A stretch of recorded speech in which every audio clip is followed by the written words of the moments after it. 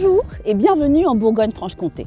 Je m'appelle Cécilie et je suis ravie de vous emmener à la rencontre des acteurs des territoires et à la découverte sur le terrain des projets soutenus et rendus possibles par l'action de l'ANCT, l'Agence nationale de la cohésion des territoires. Les commerçants et les artisans sont les poumons de la vie de nos quartiers.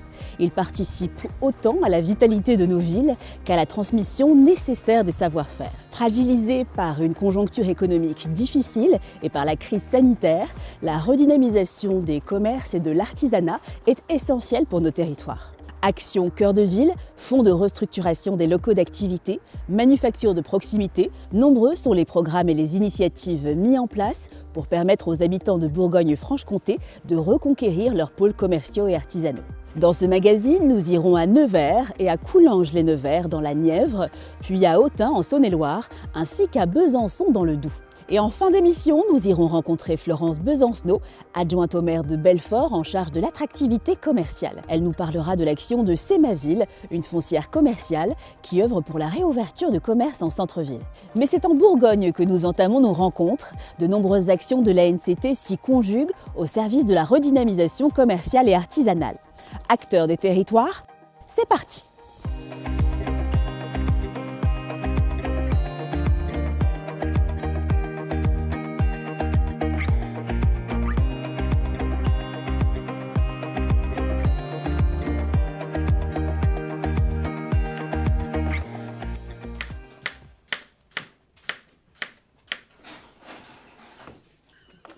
La cuisine comme chemin pour retrouver un emploi. À Nevers, dans la Nièvre, 7 femmes de 26 à 59 ans, issues des quartiers prioritaires politiques de la ville, participent au programme Les 4 épices. Il leur permet de suivre un parcours de formation depuis septembre 2022. C'est l'histoire de femmes, 7 femmes, qui avaient un centre d'intérêt commun qui était la cuisine, qui ont décidé en fait d'aller un peu plus loin de leur pratique, soit à la maison, soit dans les centres sociaux, pour se lancer vers un projet de professionnalisation, donc le titre pro de commis de cuisine en particulier. Le titre pro commis de cuisine au sein du Greta, c'est une formation qualifiante, un titre pro qui vaut CAP de cuisine sur le marché du travail. Mesdames, je profite de ce moment pour vous remettre les diplômes des premiers gestes d'hygiène alimentaire. Dominique, Angélique, voilà. Et Myrtha pour finir. Donc bravo. J'ai appris à cuisiner avec d'autres femmes, à voir, parce qu'on a toute notre manière de faire et d'apprendre, donc c'était bien de partager ces moments-là et puis faire des actions ensemble, comme on a fait. On a fait un repas au Branlé pour Noël, on a fait le marché de Noël, ouais. Donc là on était davantage en contact avec les gens de Nevers. Atelier cuisine, échange autour de recettes, immersion dans un plateau technique, ce programme d'insertion professionnelle est mené au sein de la Cité de l'Emploi de Nevers. Ce dispositif permet un suivi actif et individualisé de personnes éloignées de l'emploi, vivant en quartier prioritaire politique de la ville, en renforçant la collaboration entre tous les acteurs de l'emploi. On a un taux de chômage autour de 6%, qui est quand même multiplié à 2, voire 3 sur les quartiers prioritaires. Comme partout, les femmes et les jeunes sont les plus impactés, mais la restauration reste un secteur porteur. La démarche Cité de l'Emploi, on a cette souplesse-là de proposer des choses qui sortent un peu de l'ordinaire pour aller vraiment au plus près des attentes et des besoins et des envies des habitants. Je crois que vous avez un projet personnel et professionnel. Alors le projet, ça serait quand même déjà avoir le CAP de cuisine. Et après de là, avec une autre fille des 4 épices, on aimerait monter un restaurant associatif. Super. Bon ça donne faim, tout ça. Oui.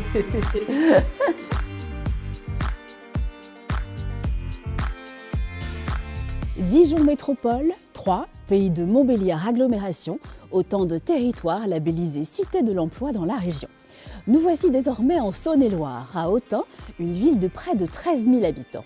Ici, comme dans toute la France, le taux de vacances des commerces n'a cessé de croître dans les années 2010. En effet, en 2016, c'est un commerce sur 10 qui était vide dans les centres-villes des agglomérations de plus de 25 000 habitants. Depuis 2018, un volet du plan Action Cœur de Ville veut répondre à cette problématique. Parmi les 234 villes lauréates en France, 15 se situent en Bourgogne-Franche-Comté, dont 5 en Saône-et-Loire, avec Chalon-sur-Saône, Mâcon, Le Creusot, Montceau-les-Mines et donc Autun. Rencontre avec Cathy Nicolaou-Verdenay, adjointe au maire de la ville en charge du plan Action Cœur de Ville, pour parler de l'application concrète du programme à Autun.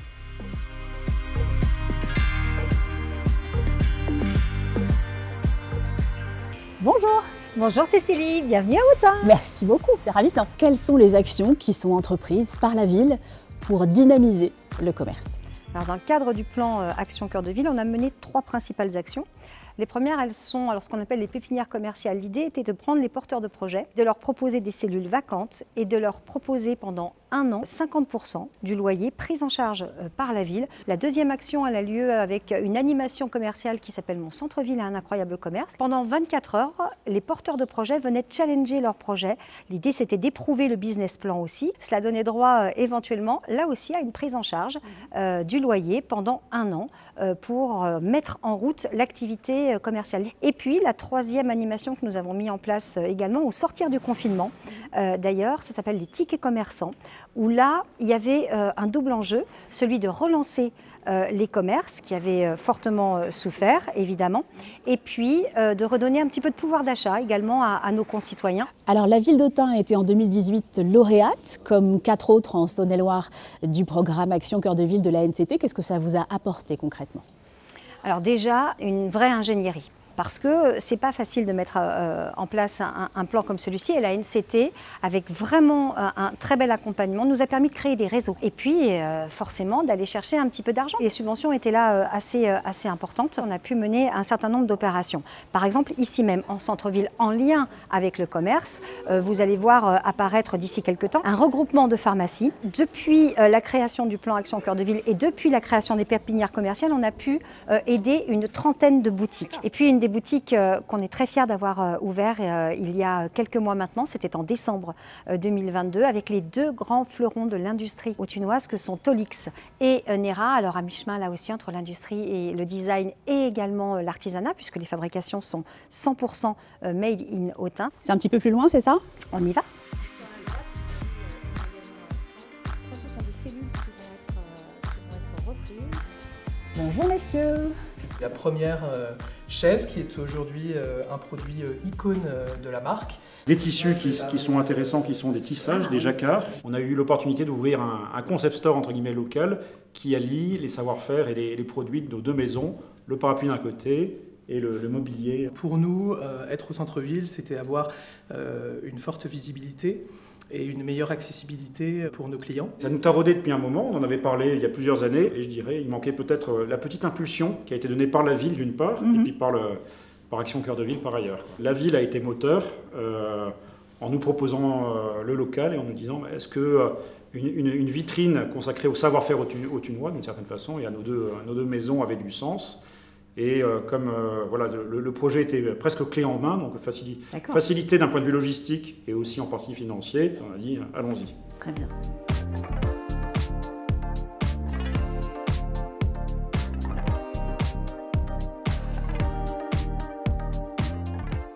En banlieue de Nevers, la ville de Coulanges-les-Nevers a de grandes ambitions.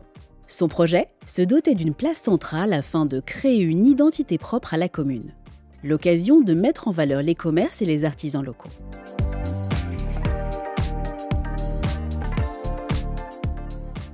Nous avons décidé de faire un projet de recyclage urbain pour transformer ce terrain de foot en une véritable place centrale pour notre commune. Ce projet abritera en son cœur une grande esplanade qui permettra de faire ce sentiment de place.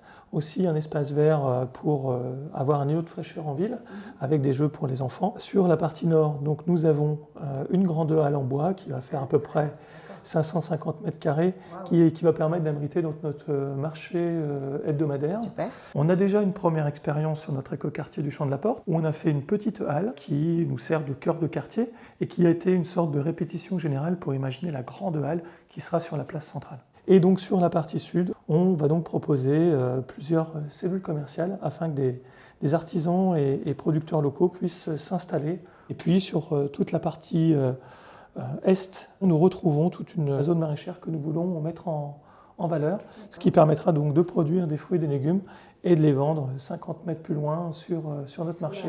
Voilà. On ne peut pas faire plus local. Dans quelle mesure êtes-vous aidé, accompagné par l'ANCT dans ce changement? L'aide de l'État via l'ANCT, c'est une aide à la fois technique et financière. C'est vital pour une commune de notre taille. C'est une aide qui devrait atteindre entre 25 et 30% du coût total du projet.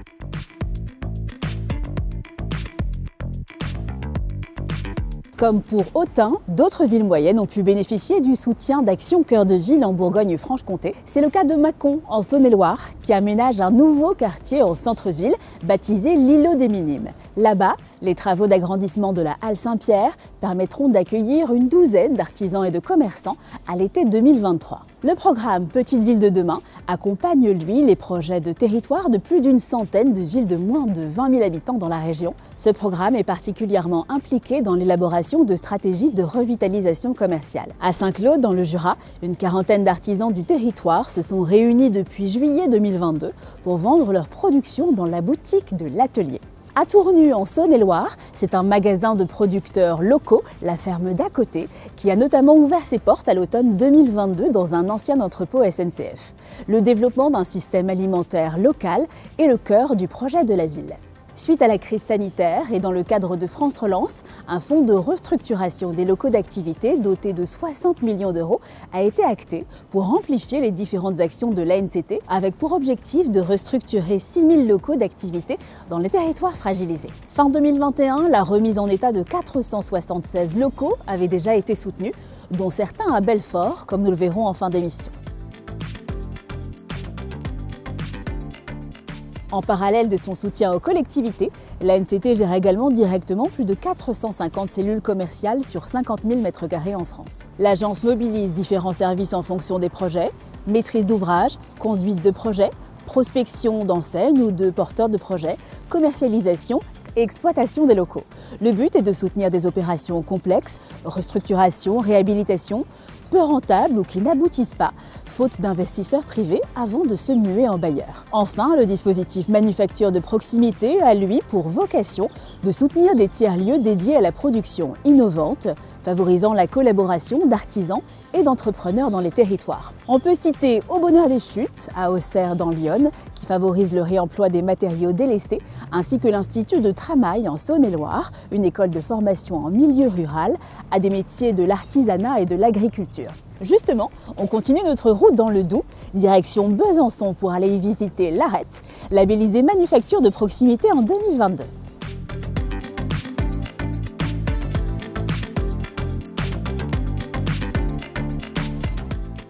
Un atelier partagé pour artisans et artistes, une matériothèque avec du tissu, du métal, du bois, un atelier usine et bientôt une conserverie. Tout ça ne fait qu'un pour composer l'Arête. Suivez-moi, on va voir à quoi ça ressemble. Bonjour. Bienvenue à l'Arête. Merci, vous êtes Ophélie ? Oui, c'est moi. Enchantée, je suis Cécilie. Quel est le concept de l'endroit ? Alors l'Arête, c'est une structure culturelle de création artistique et de diffusion culturelle.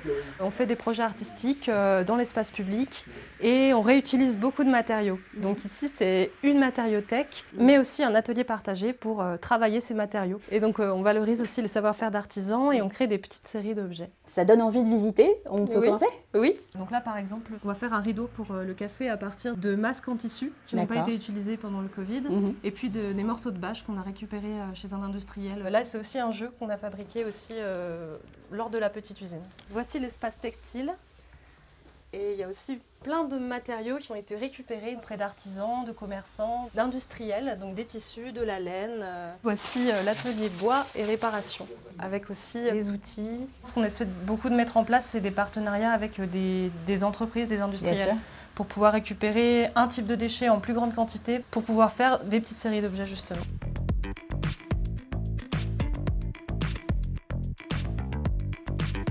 Bonjour Elisabeth. Bonjour. Alors qu'est-ce que vous êtes en train de faire ?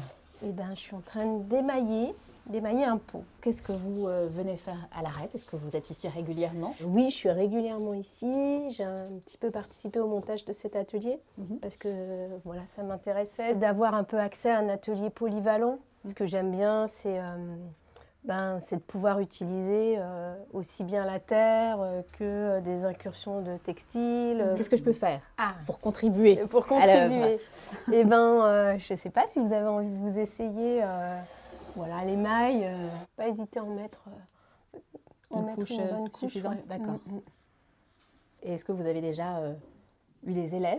Je suis un peu formatrice dans une formation autour de la céramque. Super. Grâce à la labellisation manufacture de proximité, l'ARET a pu bénéficier d'une subvention de l'ANCT de 275 000 € sur 3 ans, ainsi que d'une phase d'incubation avec 4 séances collectives d'accompagnement des experts de l'agence. Allez, on continue la visite. Donc, bienvenue au Café des Pratiques. Merci. Le lieu est ouvert depuis 2011. Ici, on est 3 associations qui fonctionnent ensemble. Le Café des Pratiques, l'espace de vie sociale, l'ARET, la structure culturelle qui gère la matériothèque et l'atelier partagé, et puis l'École des Pratiques, notre organisme de formation qui nous sert, nous, à exporter notre savoir-faire. On forme à la céramique, on forme à la médiation, donc c'est aussi un outil pour les artisans, pour qu'ils puissent se former ou proposer, eux, des formations. Alors, ce lieu, ces lieux d'ailleurs, en quoi ont-ils un impact sur la vie du quartier, la vie du territoire ? C'est des lieux que tout le monde peut utiliser, où les gens peuvent venir soit en famille, soit quand ils se sentent seuls, pour retrouver du lien social. Bien sûr. Et qu'est-ce que réserve le futur ? On va ouvrir une conserverie. Super. Cette année, voilà, c'est en cours. Qu'est-ce qu'on mettra dans ces conserves ? Ce sera donc basé sur l'anti-gaspi, soit des surproductions des jardins, les gens qui emmènent pour transformer leurs produits. D'accord. Ou bien on récupère actuellement les surplus, les invendus de Biocop pour faire les repas. Donc la restauration.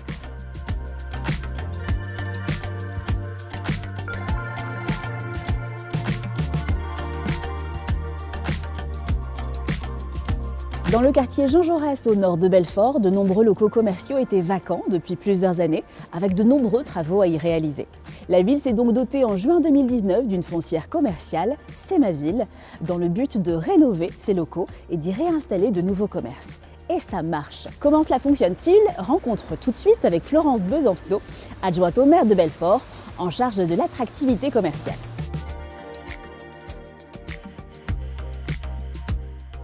Madame Besancenot, merci de nous accueillir à la mairie de Belfort. La redynamisation des commerces dans le centre-ville en particulier, c'était une problématique pour Belfort. Dans quelle mesure?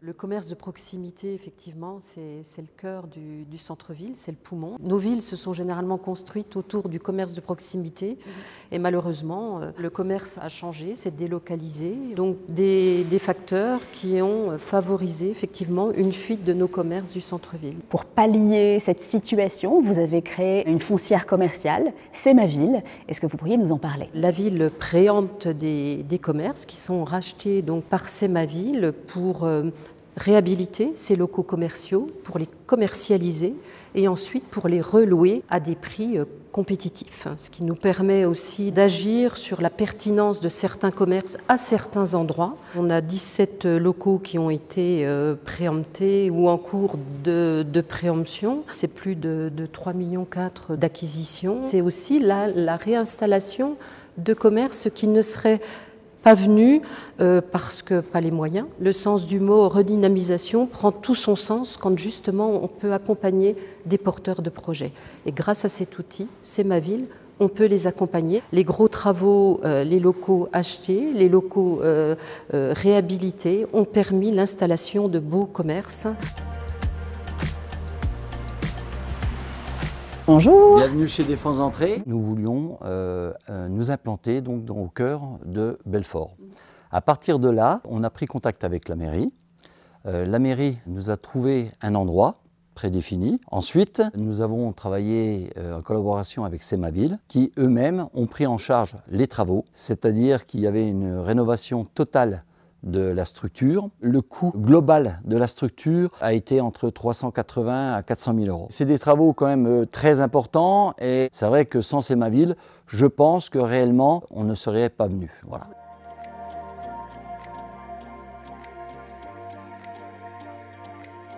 Et la ville de Belfort est accompagnée dans ses démarches par l'Agence nationale de la cohésion des territoires.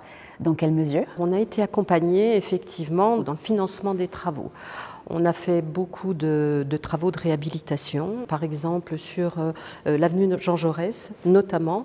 On a été accompagné sur 3 rénovations de magasins, sur Défense d'entrée, donc un magasin de meubles, sur 2 roues, un magasin de vélo et sur un magasin de vêtements. On a été accompagné à hauteur de 67% de la totalité des travaux. Les travaux représentaient 480 000 euros. L'ANCT a participé à hauteur de 360 000. Oui. Donc un accompagnement primordial, important. Merci beaucoup, Florence Besancenot.